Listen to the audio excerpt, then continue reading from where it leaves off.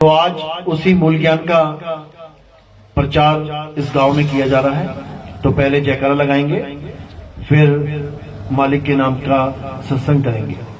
बोलिए परमपिता परमात्मा की जय हो। सदगुरु बंदी छोड़ कबीर साहिब की जय हो। सभी संतों की जय हो। सभी भक्तों की जय हो। आज के आनंद की सकल हंस को बंद की साहेब बंद की सतनाम। तो जैसा कि आपको पता ही है, मूल ज्ञान और पवित्र ज्ञान, इन दोनों ज्ञान में ही सारा जितना भी भगवान के नाम पे, अल्लाह के नाम पे, वाहिगुरु के नाम पे, गॉड के नाम पे खेल चल रहा है, ये सारा इन दोनों ज्ञान पे टिका हुआ है। क्या होता है पवित्र ज्ञान, क्या होता है मूल ज्ञान, जिस दिन हमें ये समझ में आ जाएगा, समझो हमारा जीवन सफल हो जाएगा। तो क्या है पवित्र ज्ञान और क्या है मूल ज्ञान, इन दोनों को समझ लेना है। यानी क्या है प्राथमिक विद्यालय और क्या है उच्च शिक्षा, इन दोनों को समझ लेना। प्राथमिक विद्यालय गांव-गांव में खुला हुआ है, पहली, दूसरी क्लास, तीसरी क्लास, चौथी क्लास, पांचवी क्लास, हर गांव में मिल जाएंगे बच्चे। लेकिन उच्च शिक्षा ग्रहण करने के लिए कहो तुम्हें विदेश जाना पड़ जाए, अमेरिका जाना पड़ जाए, ऑस्ट्रेलिया जाना पड़ जाए, वो यहां नहीं मिलेगी पढ़ाई। कितने डॉक्टर हैं इंग्लैंड से कर करके आ रहे हैं कोर्स, क्यों? यहां पर है ही नहीं वो। तो इसका मतलब कि है तो दोनों शिष्य, पहली क्लास का बच्चा भी स्टूडेंट है, दूसरी क्लास का, पांचवी क्लास का भी, और हायर स्टडीज का भी स्टूडेंट ही कहलाता है। लेकिन दोनों में जमीन आसमान का अंतर होता है। तो वो अंतर क्या है आज अच्छे से समझ लेंगे तो सारी कहानी समझ में आ जाएगी। पवित्र ज्ञान उसे कहते हैं जो हमें हमारे परिवार के द्वारा, हमारे समाज के द्वारा, हमारे गांव के मंदिरों द्वारा, मस्जिदों द्वारा, गुरुद्वारों द्वारा, चर्च द्वारा, हमारे संप्रदाय के द्वारा, हमारे पूर्वजों के द्वारा मिलता है, उसको पवित्र ज्ञान कहते हैं। जैसे आप हिंदू धर्म में पैदा हो गए तो राम जी आपको अपने आप ही मिल जाएंगे, कृष्ण जी अपने आप ही आ जाएंगे आपके मन में, माता अपने आप ही आ जाएंगी। क्यों? क्योंकि तुम्हारे घर में माहौल ही वही है। जय श्री राम, जय श्री कृष्णा, हरे राम, जय माता की। तो बिना कुछ किए अपने आप ही वो ज्ञान तुम्हारे अंदर आ जाएगा। थोड़े दिन में तुम भी करने लग जाओगे। छोटे छोटे बच्चे जाते हैं मंदिर, क्यों? क्योंकि माता पिता जा रहे हैं उनके। मस्जिद नहीं जाएगा वो, क्यों? क्योंकि माँ बाप नहीं जा रहे मस्जिद। अगर माँ बाप मिल जाए मुसलमानों की मजारों पे जाने वाले, तो बच्चा भी चला जाएगा। वो कहेगा हमारे पापा तो वहां भी जाते थे, यहां भी जाते थे, हम भी जा रहे हैं। यानी तुम्हें बिना कुछ किए जो ज्ञान मिल जाए भगवान के नाम पे, अल्लाह के नाम पे, वाहिगुरु के नाम पे, वो पवित्र ज्ञान है। इसका मतलब तुम्हें कम से कम एक पवित्र आत्मा बनाने के लिए, ताकि तुम चोरी ना करो, डाके ना डालो, गलत व्यवहार ना करो, कुछ ना कुछ नियम हर धर्म ने बना रखे हैं, उसको तुम फॉलो करने लग जाते हो। यानी तुम नीच आत्मा नहीं रहोगे, तुम पवित्र आत्मा हो जाओगे। इसको पवित्र ज्ञान कहते हैं। ये कोई बुरा ज्ञान नहीं है। मंदिर जाना कोई बुरा है क्या? बिल्कुल नहीं। अगर कोई मुसलमान है मस्जिद जाना बुरा है क्या? बिल्कुल नहीं। कोई सिख है गुरुद्वारे जाना चाहता है, बुरा है क्या? बिल्कुल नहीं। कोई ईसाई है चर्च जाना चाहता है, बुरा है क्या? बिल्कुल नहीं, बहुत अच्छा है। क्योंकि वहां से हमारी शुरुआत होती है भक्ति की। हम राम जी, कृष्ण जी, हनुमान जी को नहीं जानेंगे तो हम इनके ग्रंथ कब पढ़ेंगे? हम कृष्ण जी की गीता कैसे हाथ लगाएंगे? जब हम कृष्ण जी से प्यार नहीं करेंगे तो गीता से प्यार कैसे होगा? पहले हमें इंसान से प्यार होगा, तब उसकी बातों से प्यार होगा। जिसको मोदी अच्छा लगता है उसको मोदी की बातों से प्यार है, वो जो कहता है अच्छा लगता है। जिसको मोदी अच्छा नहीं लगता वो कुछ भी कहता है, वो गालियां देगा उसको। क्यों? क्योंकि पहले व्यक्ति से प्रेम होगा, उसके बाद उसकी बातों से प्रेम होगा। तो कृष्ण जी की बातें तो तुमने कभी सुनी नहीं। क्या कृष्ण जी से बात करते हो मंदिर जाके? कृष्ण जी को पूछो तुम जाके, भगवान जी क्या हाल चाल है, कभी पलट के जवाब आया हाँ बेटा ठीक हूं, लेकिन कल से थोड़ी तबीयत खराब लग रही है? ऐसा तो कभी नहीं आया। किसी बाबा जी से पूछो बाबा जी क्या हाल है, हाँ ठीक है, कल से थोड़ा ठीक हूं, वो जवाब दे सकता है। लेकिन कृष्ण जी की मूर्ति कभी जवाब नहीं देगी। जिनसे तुम कभी बात ही नहीं कर रहे, तुम्हें पता कैसे लगेगा इन्होंने कहा क्या अपने जीवन में? क्यों पूजा कर रहे हैं इसकी? इनके उपदेश क्या हैं? कैसे पता लगेगा? सारी उम्र मंदिर में मत्था टेक के आ जाना, तुम्हें एक भी लाइन गीता की नहीं पढ़ के बोलेंगे वो कि मैंने ये कहा था। वो कैसे पता लगेगा? जब तुम पंडित जी से पूछोगे, पंडित जी ये कृष्ण जी हैं? हाँ हैं। इन्होंने उपदेश दिया था कोई? हाँ दिया था। क्या दिया था? बेटा ये है गीता, इसको पढ़।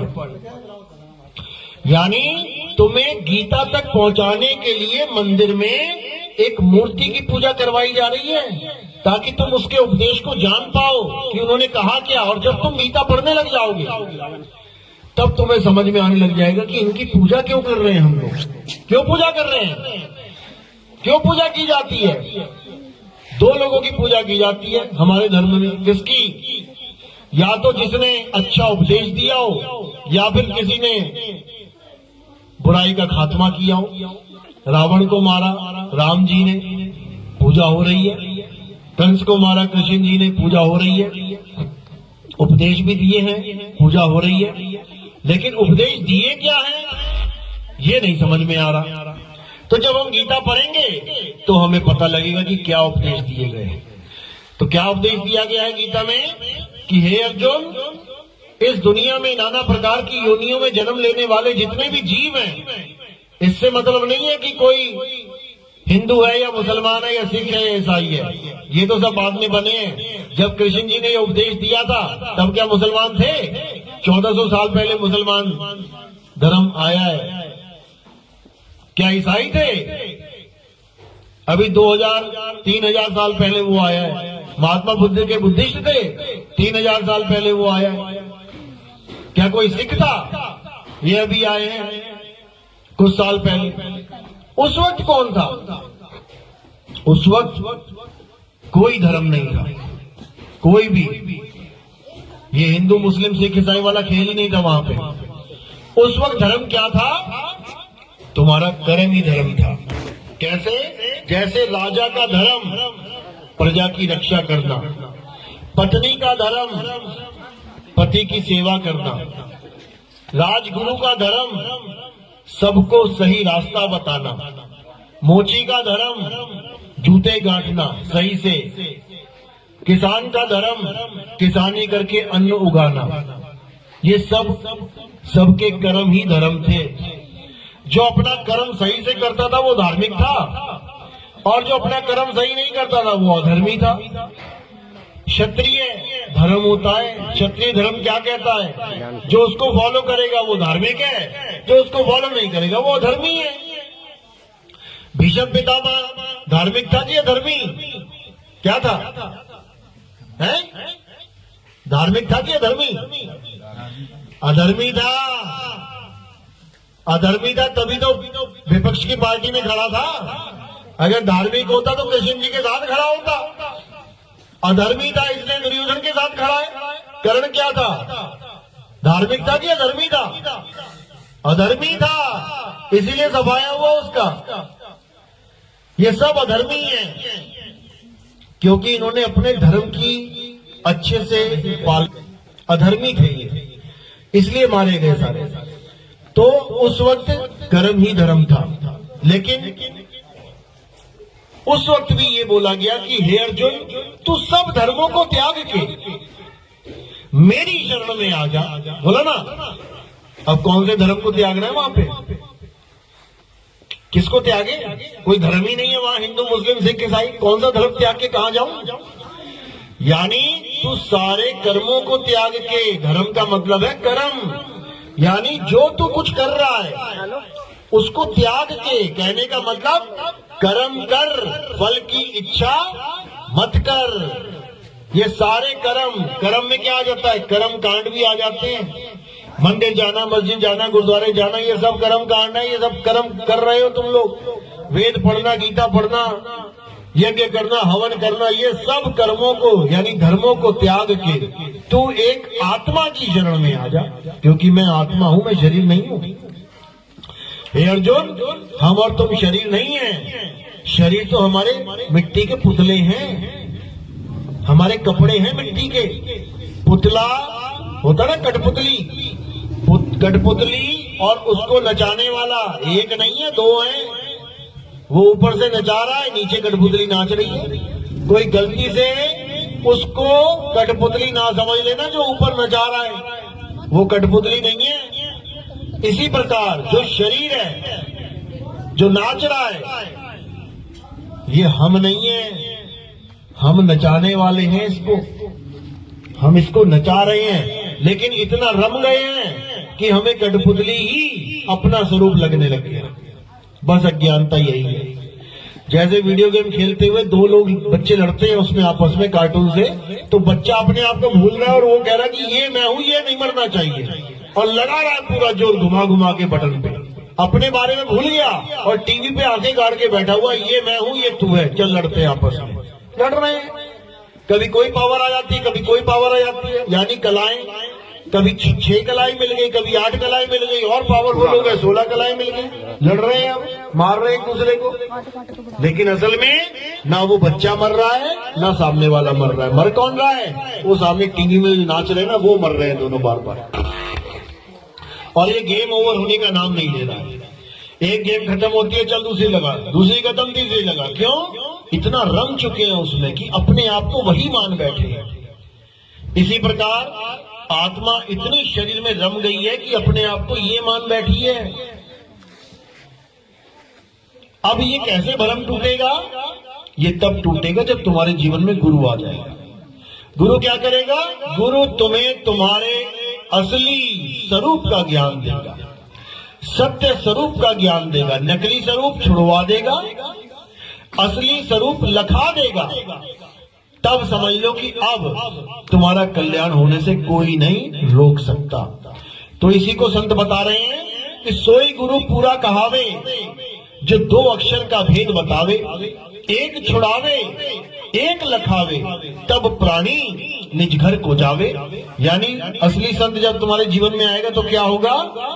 एक छुड़ावे, ये जितना भी अज्ञान है, ये मंत्र ज्ञान, जंतर ज्ञान, तंत्र ज्ञान, वेद पुराण गीता भागवत पढ़ाई जो कर रहे हैं लोग, ये कुरान, ये नमाज, ये बाइबल पढ़ रहे हैं, कुछ भी कर रहे हैं और सोच रहे हैं ये सब करके मुक्ति हो जाएगी, कभी नहीं होगी।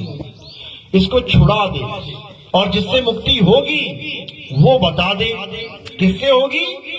आत्म ज्ञान से होगी। इसीलिए कबीर साहब बार बार समझा रहे हैं, जल में मीन प्यासी, मोहे देखत आवे हासी, आत्म ज्ञान बिना नर भटके, कभी काबा कभी काशी।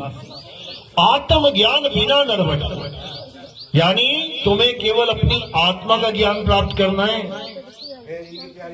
अगर तुमने अपनी आत्मा का ज्ञान प्राप्त कर लिया तो समझ लो परमात्मा कहीं दूर नहीं है। जैसे दूध में घी छुपा है, जैसे तिल में तेल छुपा है, बस उसी प्रकार तुम्हारी आत्मा में परमात्मा छुपा हुआ है। परमात्मा का वास तुम्हारी आत्मा में है, लेकिन तुम अपनी आत्मा को ही नहीं जान पा रहे हो। करोगे क्या? 24 घंटे आत्मा के साथ रहते हो। आत्मा का नाम सुना है ना? ये वाली आत्मा नहीं जो घुस जा रही है, बढ़ जा रही है लोगों में। ये भ्रम से बाहर आ जाओ, कोई आत्मा कहीं नहीं घुसती। अगर आत्मा घुस सकती होती तो जिस शरीर को छोड़ रही है उसी में घुस जाती। जिस शरीर को छोड़ा, किसी की मां मर गई तो क्या हुआ? आत्मा निकल गई ना, तो दोबारा घुस जा। किसी और में घुसेगी, इससे अच्छा अपनी में घुस जा, तो तेरे बच्चे भी खुश हो जाएंगे। और तू किसी और में घुस गई तो बच्चे परेशान हो जाएंगे, मेरी माँ इसके अंदर घुस गई जाके। अरे उसी उसमें क्यों नहीं घुस पा रही? नहीं समझ में आता लोगों को। ये सब भरम भूत है, साहिब समझा रहे हैं। ये भरम भूत सकल जग खाया, सारी दुनिया को परेशान करके बैठा है भरम भूत। तो भैया ऐसा नहीं होता, इसको दिमाग से निकाल दो। आत्मा, आत्मा क्या शब्द है? कोई प्रेत आत्मा शब्द नहीं है, उसके साथ बहुत कुछ लगा देते हैं लोग। पुण्य आत्मा, नीच आत्मा, दुरात्मा, कई कुछ लगा देते हैं। भटकती आत्मा, बहुत कुछ लगा देते हैं। लेकिन जो असल में आत्मा शब्द है वो सबसे पवित्र शब्द है। उससे बड़ा पवित्र कोई शब्द ही नहीं है, जिसकी महिमा स्वयं कृष्ण जी गा रहे हैं। नैनम छिंदंती शस्त्राणि नैनम दहति पावका न चैनम क्लोदन तापे न शोषिति मारुता। हे अर्जुन, इस आत्मा को कभी कोई कुछ बिगाड़ ही नहीं सकता। इस आत्मा को कोई शस्त्र काट नहीं सकता, इस आत्मा को अग्नि जला नहीं सकती, इस आत्मा को वायु सुखा नहीं सकती, जल भिगो नहीं सकता। बताओ अब इससे ज्यादा पवित्र क्या होगा, इससे ज्यादा महान क्या होगा? कोई भगवान महान नहीं है, उनके तो तीर लग गए पैरों में, लेकिन आत्मा के तीर नहीं लग सकता।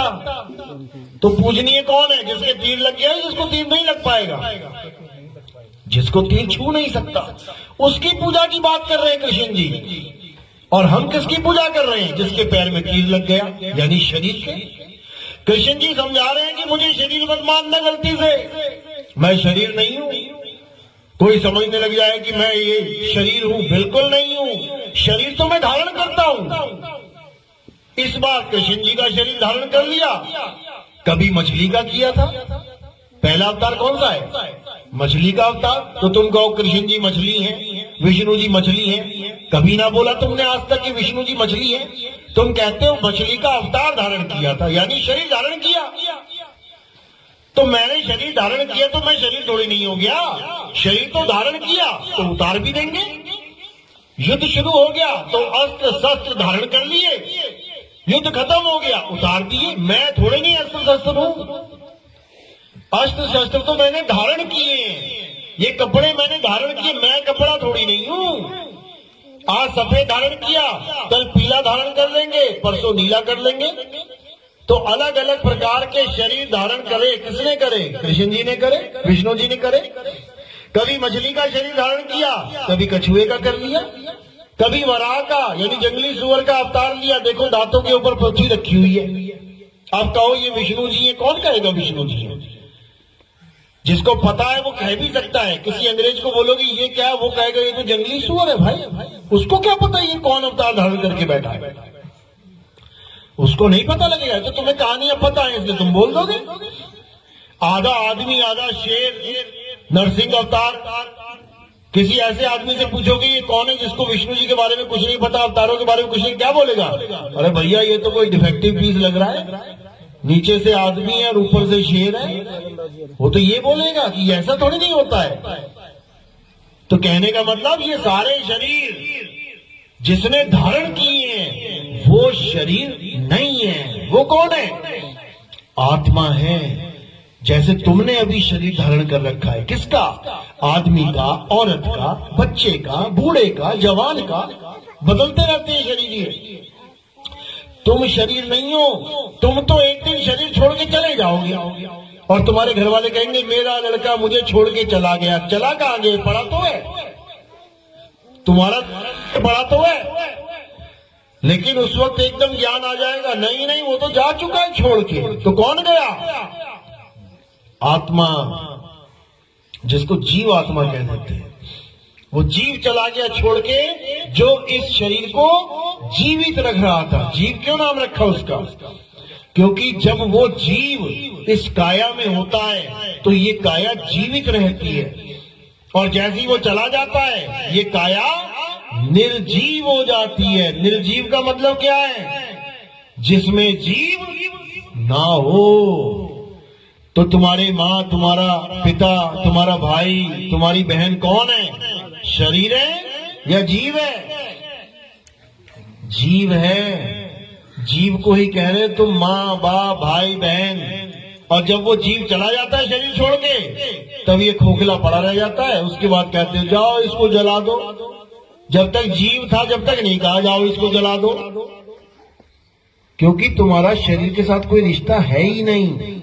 तुम्हारा रिश्ता है जीव के साथ। कहते ना पंजाबी में, घर च कितने जीव रहते? कितने जीव रहते हैं घर में? कोई नहीं कहता कितने शरीर रहते हैं घर में, ये कोई नहीं बोलेगा। कितने जीव रहते हैं ये सब बोल देंगे। ईश्वर अंश जीव अविनाशी ये बोल देंगे। ईश्वर अंश शरीर अविनाशी बोलेगा कोई? कोई नहीं बोलेगा, क्योंकि शरीर है ही नहीं ईश्वर का अंश। ईश्वर का अंश जीव है। शरीर क्या है? शरीर माया है, शरीर ही बंधन है। अब इस माया से निकलना है तो अपने जीव को जानो। सबसे पहले जीव को जानो। जब जीव को जान जाओगे तब समझ में आ जाएगा अब जीव का करूं क्या। अब इसको पीव बनाना है। कैसे बनाएंगे? साहिब की बंदगी से बनाएंगे। कह रहे कोटि तो ब्रह्मा भय कोटि भय ईश, और साहिब तेरी बंदगी से ये जीव होए जगदीश। इस जीव को जहां से ये आया है इसको उसी में समा जाना है, तब बात बनेगी।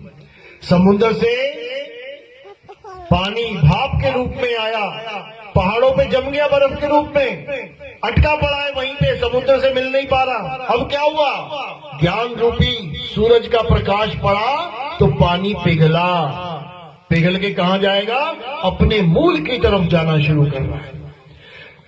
पानी टपक टपक के बूंद बूंद बूंद बन के नालियों में आई, नालियों से इकट्ठा होके नदियों में गई, और नदियां बन के सीधे समुद्र की तरफ दौड़ लगा रखी है। जितनी नदियां हैं किसकी तरफ दौड़ रही हैं? ये समुद्र की तरफ। और जब ये समुद्र में गिर जाएंगी तो ये नदी नहीं रहेगी। जब नदी समुद्र में गिर गई तो वो समुद्र ही हो जाएगी। इसीलिए साहिब ने बोला है कि साहिब तेरी बंदगी से जीव होए जगदीश।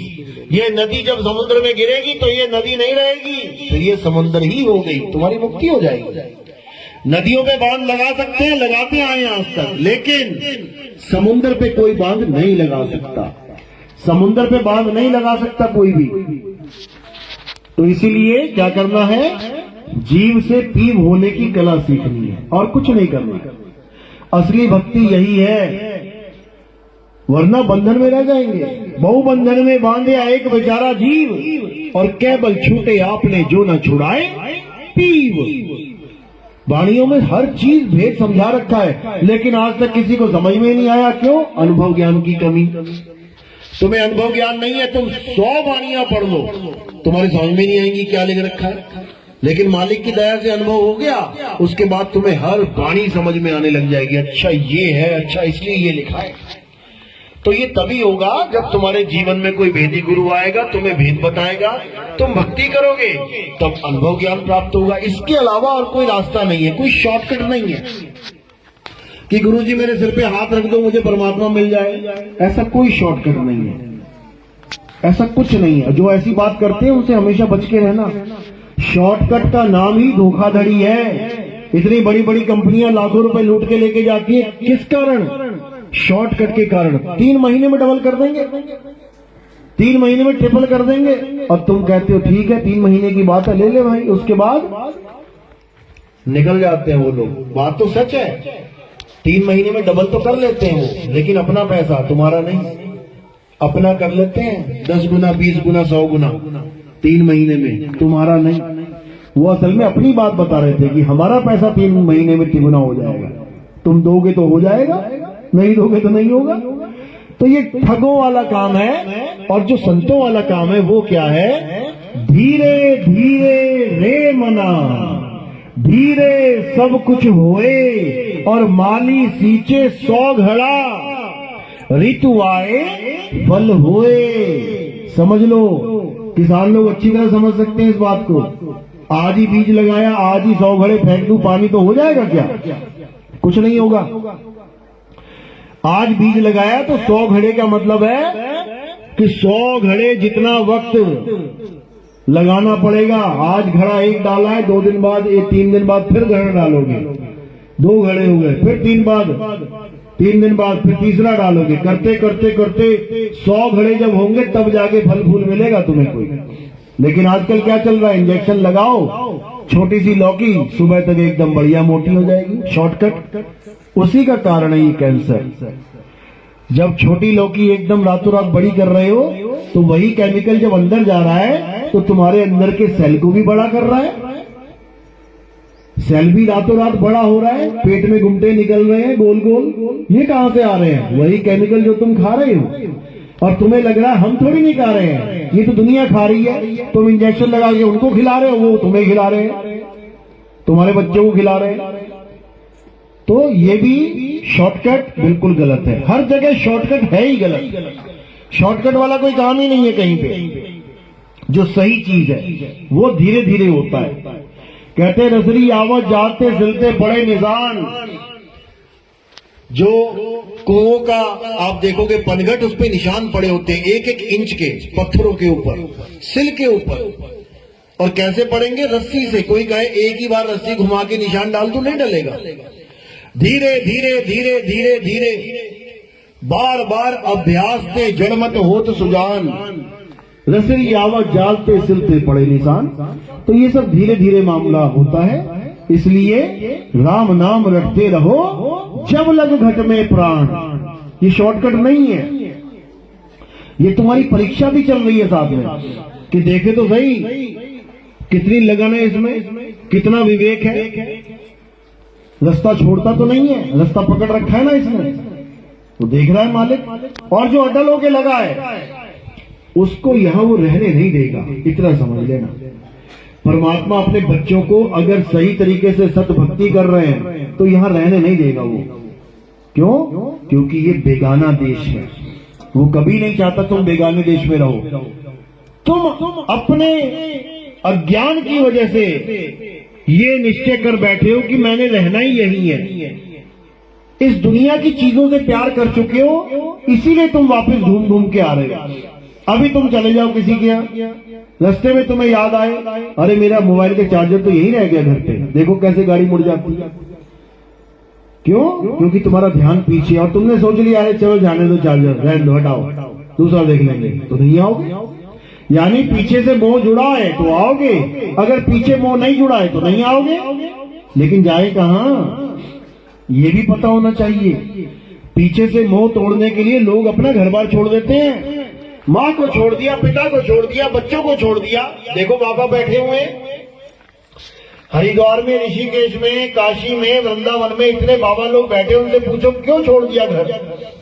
कहते ये तो मोह बंधन है, माँ तो मोह है हमारा अगला जन्म करवा देगी, पिता तो मोह है, बच्चे तो मोह है हमारा अगला जन्म करवा देगी। अच्छा, और मूर्ति मोह नहीं है, आश्रम मोह नहीं है। आश्रम की वजह से लोग एक दूसरे को मार रहे हैं, झगड़ा कर रहे हैं, जहर दे रहे हैं, वो मोह नहीं है। वो गद्दी तो ना छूट रही तुमसे। अभी कोई कहे बाबा जी गद्दी छोड़ दो अपनी, देखो कैसे प्राण गले में आ जाएंगे। अपना एक मकान छोड़ दिया, मुश्किल से मुश्किल 10 लाख 15 लाख का, और आश्रम पकड़ के बैठ गया 10 करोड़ 50 करोड़ का, और तगड़े मुंह में फंस गया जाके।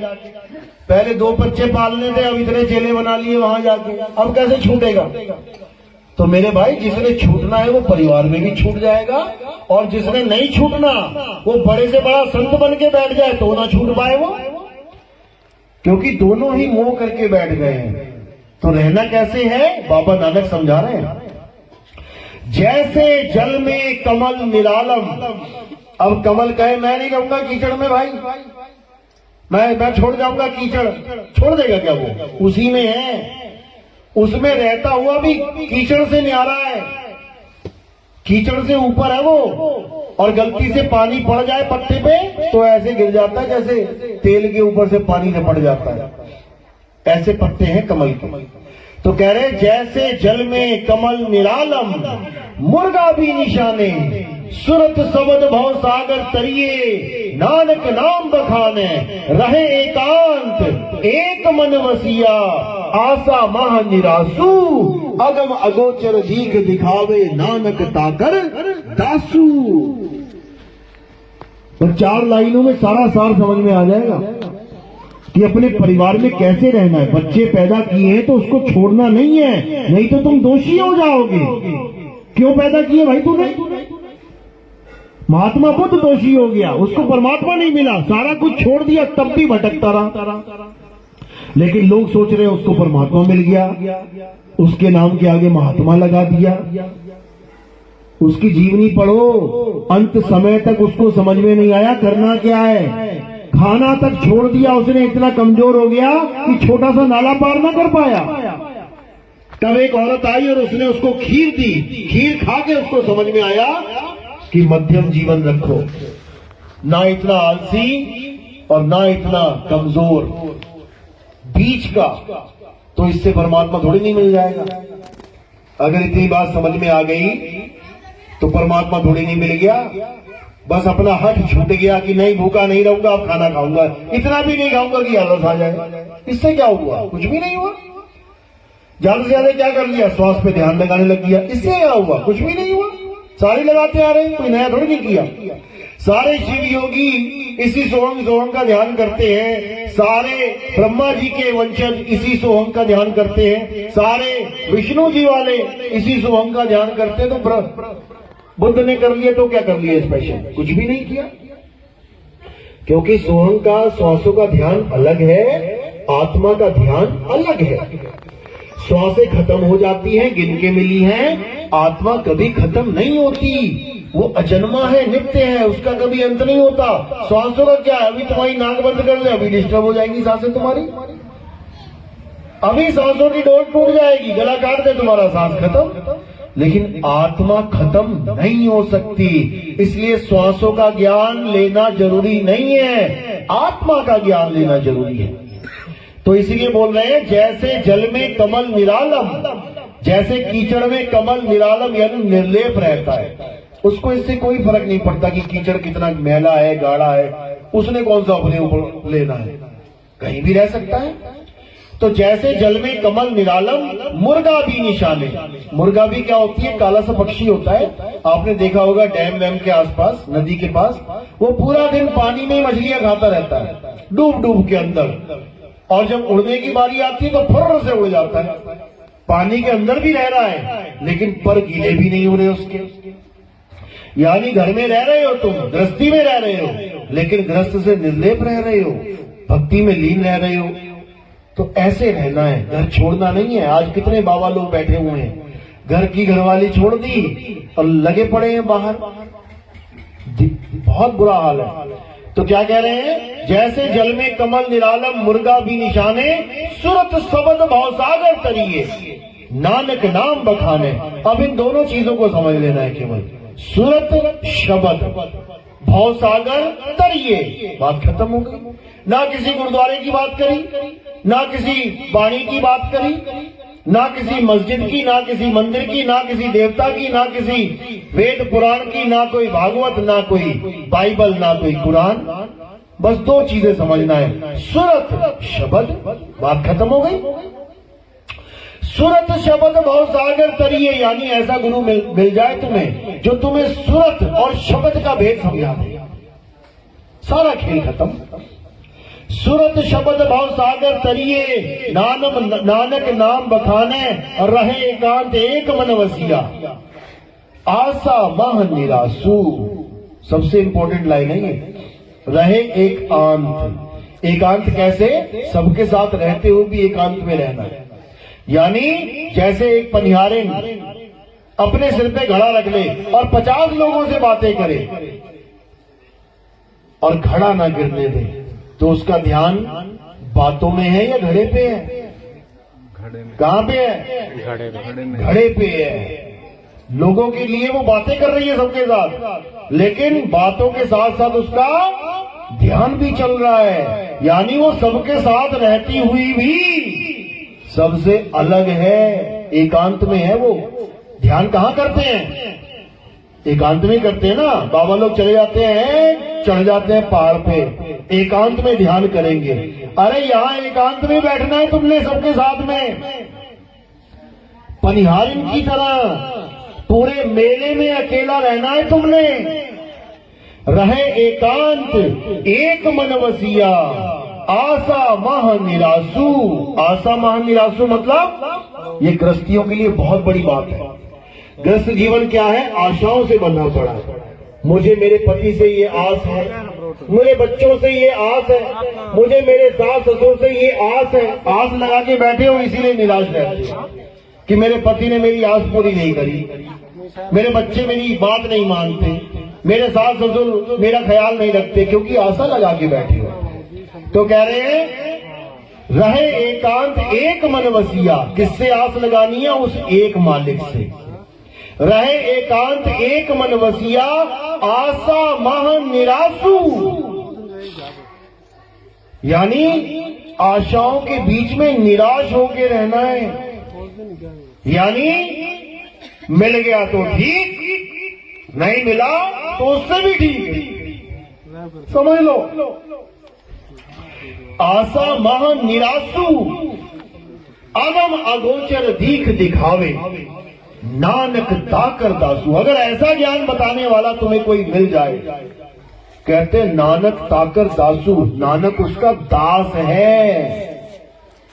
इतनी बड़ी बात बोली उन्होंने इस सूरत शब्द के ज्ञान के लिए। यही कबीर साहब समझा रहे हैं, अरे सूरत फंसी संसार में और तासे पड़ गई दूर, सूरत बान स्थिर करो, आठों पहर हुजूर। आठों पहर उस पनिहारिन की तरह, आठों पहर यानी 24 घंटे। 24 घंटे के लिए किसी पनिहारिन को मटके के साथ 100 लोगों के बीच में बातें करने के लिए छोड़ दिया जाए, 24 घंटा वो बातें कर रही है, लेकिन 24 घंटा ही उसका ध्यान भी टिका हुआ है। तो कहते हैं सूरत फंसी संसार में, तासे पड़ गई दूर, और सूरत बांध स्थिर करो, आठों पहर हुजूर। जैसे पनिहारिन ने अपनी सूरत स्थिर कर रखी है मटके पे, ऐसे ही तुम भी करो, फिर देखो क्या होता है। तो साहिब समझा रहे हैं, ये राम राम राम, अल्लाह अल्लाह, वाहिगुरु वाहिगुरु, ये मंत्र जाप, ये सब छोड़ दो, हटाओ इसको जीवन से। और क्या करना है, अपनी सूरत के बारे में जानो, और कैसे कहां लगानी है उसके बारे में जानो, तब 101% कल्याण होगा। तो यही समझा रहे हैं वाणियों में कि जब तक शब्द वेदी गुरु नहीं मिला, तब तक सूरत को ठिकाना नहीं मिल सकता। ये भवसागर पार हो ही नहीं सकती। भवसागर क्यों बोलते हैं इसको? भवरेता क्यों नहीं बोलते? भव जंगल क्यों नहीं बोलते? भव सागरी क्यों बोलते हैं? भव मरुस्थल क्यों नहीं बोल देते? भव पहाड़ क्यों नहीं बोलते? पहाड़ भी बहुत ऊंचा है, चढ़ने के लिए कष्ट है। भव सागरी क्यों बोलते हैं? क्योंकि सागर तब पार होता है जब तुम्हें कोई कला आती हो, और उस कला का क्या नाम है? तैराकी। सागर कोई पार नहीं कर सकता जब तक उसको तैराकी ना आती हो, चाहे वो दुनिया का सबसे तेज दौड़ने वाला इंसान हो। सागर में आके वो फेल हो जाएगा, उसके पैरों के नीचे जमीन ही नहीं होगी, भागेगा कहां? वहां पे कला काम आएगी, और उस कला को कहते हैं तैराकी। इसी प्रकार भाव सागर को पार करने की एक कला है जिसको विहंगम चाल कहते हैं, और कोई पार नहीं कर सकता। तो साहिब समझा रहे हैं, शब्द विहंगम चाल हमारी, और कहे कबीर सतगुर दे तारी, खुले कपाट शब्द झनकारी, पिंड अंड के पार सो देश हमारा है। यानी जब हमारा शिष्य, हमारा हंस, हमारा चेला जब सत्संग करेगा तो वो विहंगम चाल की बात करेगा, डायरेक्ट। वो ये बात नहीं करेगा पहले गणेश जी की पूजा कर लो, फिर महेश जी की पूजा कर लो, फिर सुरेश जी की पूजा, ऐसा कोई काम नहीं है। ये विहंगम चाल की बात है। गरीबदास जी महाराज कह रहे हैं, सतगुरु के लक्षण कहूं अचल विहंगम चाल, हम अमरापुर ले गए ज्ञान सबद सरघाल। जैसे पनिहारिन ने अपने सिर पे मटका घाल रखा है, ऐसे ही गुरु तुम्हारे सिर पे शब्द घाल देगा, लेकिन तब जब वेदी गुरु तुम्हारे जीवन में आएगा तब। नहीं तो खाते रहो धक्के, पूछते रहो दुनियादारी, कुछ होने वाला नहीं है। तो इसलिए साहिब ने बोला, गरीबदास जी ने, बांदी का जाम गुलाम गुलाम गुलाम हूँ, पड़ा रहूं दरबार आठों जाम हूँ। बता दो कौन पड़ा है दरबार आठों जाम? जो ये बाणियां गा रहे हैं वो भी दिन में 3 बार माथा टेक के कहते हो गई पूजा पूरी। अरे वो आठों पहर की बात कर रहे हैं कि आठों पहर में दरबार पे खड़ा हूं, मालिक के दरवाजे पे। द्वार धनी के पड़े रहो, धक्का धनी का खाओ, कब हूं धनी निवासी है, जो दर छाड़ न जाओ। वो तो कह रहे दरवाजा छोड़ के मत जाना, और तुम कह रहे हो नहीं मेरा टाइम हो गया है, मैं तो भाई काम करने जा रहा हूं, मैं तो दिन में 3 बार नहीं आ पाऊंगा। ये नकली भक्तियां हैं। ये घंटे, 2 घंटे, 5 घंटे, 10 घंटे, 20 घंटे, 23 घंटे, ये सब नकली भक्तियां हैं। असली भक्ति 24 घंटे सोते हुए भी सुरता जब ठिकाने पे रहे तब समझना कि हाँ अब कार्य पूर्ण हो रहा है, अब मेरी भक्ति बन रही है। जागते जागते तो रखना ही है, सोते सोते भी सोता रहेगी और सोते सोते भी अनुभव हो सकता है। इसमें कोई वो नहीं है कि जागते जागते ही होगा, सोते सोते भी अनुभव होगा और उसी वक्त जागृति आ जाएगी। होगा जब तब बताना। तो मालिक की दया होगी, बिल्कुल होगी, लेकिन किस पर होगी? जो उस द्वार को छोड़ के नहीं जाएगा। इसीलिए बोला द्वार धनी के पड़े रहो, 24 घंटा पड़े रहो, अपने आप दया होगी। ये तुम्हारा काम नहीं है कि दरवाजा क्यों नहीं खुल रहा, भिखारी का काम नहीं है ये कि दरवाजा क्यों नहीं खुल रहा। भिखारी का क्या काम है? खटखटाते रहो। वो खुल रहा है नहीं खुल रहा है इसमें भिखारी ने कोई लेना देना नहीं है उसका।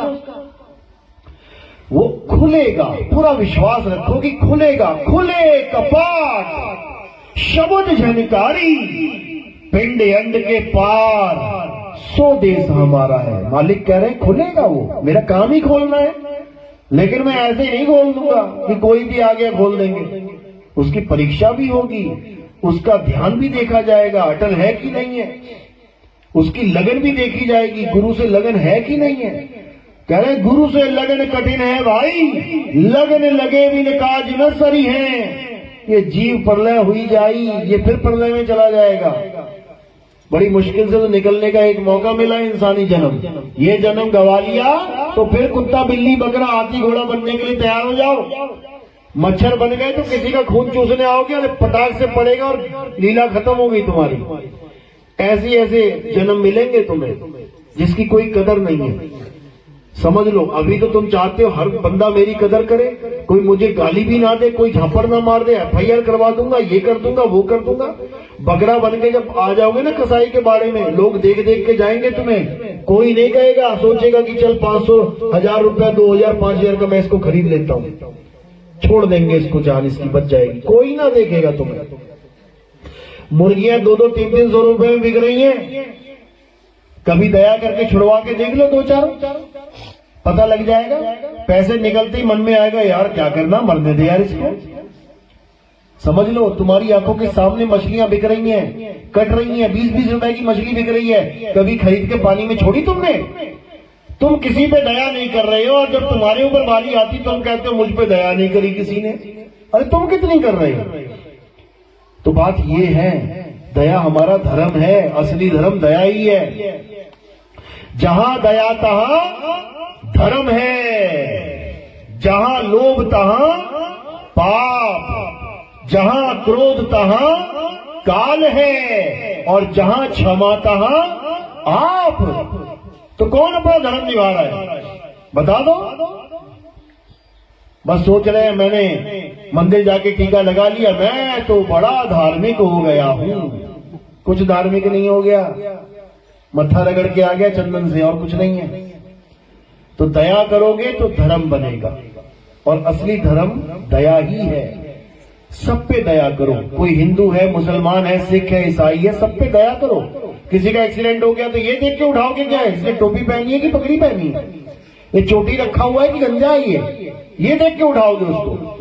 दया का मतलब है दया, और केवल आदमी नहीं, जानवरों में भी दया करो, सब पे दया करो, तब समझ लो कि तुम बिल्कुल धार्मिक बनते हो। तुम पे दया 101% होगी, क्योंकि ये संसार गिव एंड टेक पॉलिसी पे चलता है, जो करोगे सो भरोगे। दूसरों से तुम प्यार करना जानते नहीं हो, सोच रहे हो मुझे प्यार मिल जाए, कभी ना मिलेगा, कभी नहीं मिलेगा। एक बार प्यार करना शुरू करो, देखो लोगों से, लोग तुम्हें प्यार करेंगे। लोगों को मारना शुरू करो, लोग तुम्हें मारेंगे। टिट फॉर टैट चलता है यहाँ पे। राम जी ने मारा बाली को, तो बाली ने भी मार दिया राम को, मर्यादा भंग करी इसलिए। तो मर्यादा भंग करोगे तो फिर सजा भुगतोगे। हर काम बिल्कुल एक्शन टू रिएक्शन वाला चल रहा है यहाँ पे। तो तुम जैसा अपने साथ बर्ताव चाहते हो, बस वैसा ही दूसरों के साथ करने लग जाओ, तुम्हारा बिल्कुल जीना एकदम बढ़िया हो जाएगा यहाँ पे। लेकिन लोग परेशान रहते हैं, क्यों? क्योंकि खुद तो कभी किसी से प्रेम किया नहीं और कहते हैं सब मुझसे नाराज रहते हैं। तो ये करके तो देख एक बार, इज्जत देके तो देख सामने वाले को। जिससे तुम्हारा झगड़ा हो जाए स्पेशल उसको इज्जत देना, क्योंकि वही है जो तुम्हारे जीवन का सबसे बड़ा कांटा बना हुआ है। उस कांटे को खत्म कर देना, थोड़ी सी इज्जत देके देख लेना, लग जाएगा तुम्हें पता, वही तुम्हारा सबसे पक्का दोस्त बन जाएगा। क्यों? क्योंकि ये मन ही अंदर बैठा है दोस्ती और दुश्मनी कराने वाला। मन को जो अच्छा लग गया वो तुम्हारा दोस्त है, जो मन को नहीं भागा है वो तुम्हारा दुश्मन है। जबकि ना तो कोई तुम्हारा दोस्त है ना कोई दुश्मन, सब मालिक के जीव है, अपना अपना कर्म भोगने आए। साईं समझा रहे ना कि कबीर खड़े बाजार में सबकी चाहे खैर और ना काहू से दोस्ती ना काहू से बैर। ये वाणियां तुम्हारे लिए बोली गई हैं, अपने लिए थोड़ी नहीं बोल रहे हैं। तुम्हें कह रहे हैं कि ना काहू से दोस्ती ना काहू से बैर। तुम अपने कर्म भोगने के लिए आए हो, सामने वाला अपने कर्म भोगने के लिए आया है। तुम काहे दोस्ती और बैर में पड़ रहे हो उसके साथ? सबको फांसी लगी हुई है, कोई आज मर रहा है, कोई कल मरेगा, कोई परसों मरेगा। तुम बीच में अपनी टांग अड़ा रहे हो, मेरी जमीन मेरी दुकान मेरा मकान। जिसकी जो किस्मत में है वो मिलना ही है। किसी को धोखा देके ज्यादा नहीं ले सकते, इधर से लोगे तो उधर से निकल जाएगा। अपने भाई की जमीन पे कब्जा करोगे, तुम्हारे बच्चे बीमार पड़ जाएंगे, कैंसर हो जाएगा, फिर वो पैसा उसमें निकल जाएगा। इसलिए ठीक है, अपने भाई को बोलो ठीक है भैया तुझे 5% ज्यादा चाहिए, 10% ज्यादा चाहिए, ले ले, लेकिन भाईचारा मत खत्म करना, क्योंकि यही जन्म है हम दोनों का। प्रेम से रहेंगे, अपना निकल जाएंगे दुनिया छोड़ के, ना तू ले जाएगा एक ईंट ना मैं ले जाऊंगा। आजकल भाई भाई का झगड़ा यही है ना, 50-50% पे नहीं मानता मन। क्यों? पीछे बैठी है बताने वाली, नहीं नहीं हमने ज्यादा किया है माता पिता का, हमें थोड़ा ज्यादा चाहिए। तो ठीक है भैया ले ले 10% एक्स्ट्रा। अगर 2 की जगह 3 बच्चे हो गए होते तब भी तो 33 पे गुजारा करना पड़ता। आज 2 हैं तो एक 50 ले ले, एक 40 ले ले, एक 60 ले ले, लेकिन प्रेम से रहे तब भी अच्छा जीवन है। क्योंकि 40 भी यही रह जाएगा, 60 भी यही रह जाएगा, 1% नहीं ले जा सकते यहां से। तो ये माया की दौड़ है और इस माया ने सबको अंधा कर रखा है। बड़े बड़े राजा नहीं छोड़े इन्होंने। भगवान राम से घोड़ा दौड़वा दिया, भगवान राम ने घोड़ा दौड़ा दिया कि जो भी जहां से भी मेरा घोड़ा निकलेगा वो राज्य मेरा हो जाएगा, अपनी हार स्वीकार कर लेना। और अगर किसी ने मेरा घोड़ा पकड़ लिया तो फिर मैं उसको हरा के ये राज्य अपने राज्य में मिला लूंगा। बताओ क्या जरूरत है भैया तुम्हें? हम तो सोच रहे हैं तुमने सारी दुनिया बनाई है, हम तो सोच रहे हैं सूरज चांद सितारे धरती आकाश ये तुम्हारे हैं, तुम यहाँ पर घोड़ा दौड़ा रहे हो। बताओ तुम यहाँ घोड़ा दौड़ा रहे हो कि मैं अश्वमेध यज्ञ करूंगा। लव कुश ने पकड़ लिया, हराओ जरा उसको। सारी पलटन हरा मारी उन दोनों बच्चों ने, सारे भाई हरा दिए, हार के राम को जाना पड़ा वहां पे।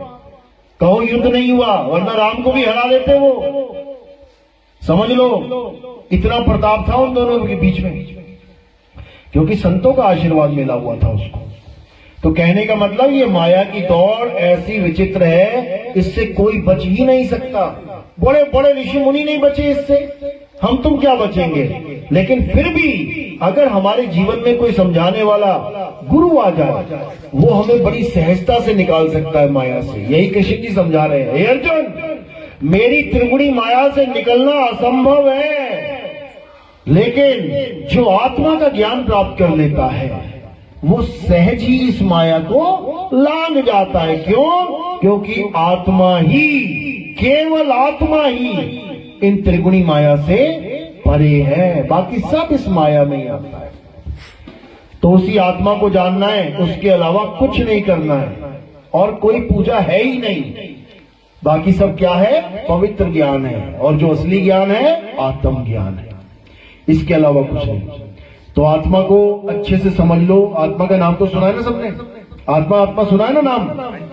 सब अपनी अपनी आत्मा लेके आए हो साथ में? किसी के घर पे तो नहीं रह गई, छूट गई हो, चूल्हे वूल्हे के पास पड़ी रह गई हो। जैसे मोबाइल रह जाता है गलती से, सोने की बालियां कई बार नहाते हुए उतार देते हैं, वही रह गई गलती से।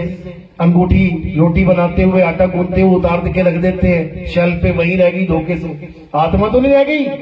चेक कर लो हाथ लगा के एक बार, देख लो साथ ही है ना। क्या प्रूफ है? कैसे पता लगेगा आत्मा साथ है?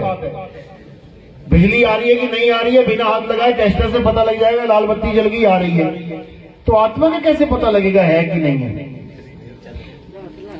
बस यही इसकी पहचान है। तुम्हारा हाथ हिल रहा है, पैर हिल रहे हैं, कान चल रहे हैं, नाक चल रही है, इसका मतलब आत्मा है। और जैसी आत्मा निकलेगी, जीवात्मा निकल गई, अब ना हाथ हिले, ना पैर हिले, ना दिल धड़के, ना सांस चले, इसका मतलब आत्मा नहीं है। तो इसी आत्मा को जानना है कि ये आत्मा होती कैसी है, जिसने मेरी पूरी काया को चला रखा है, जिसने हिंदू मुसलमान सिख ईसाई कुत्ता बिल्ला बकरा हाथी घोड़ा सबको चला रखा है, ये है कैसी? इसको जिस दिन जान जाओगे, समझ लो कि तुम्हारे जीने का जो उद्देश्य है वो पूरा हो जाएगा, तुम्हारे जीवन का जो मेन मकसद है वो पूरा हो जाएगा। अब तुम जन्म मरण से निकल आओगे।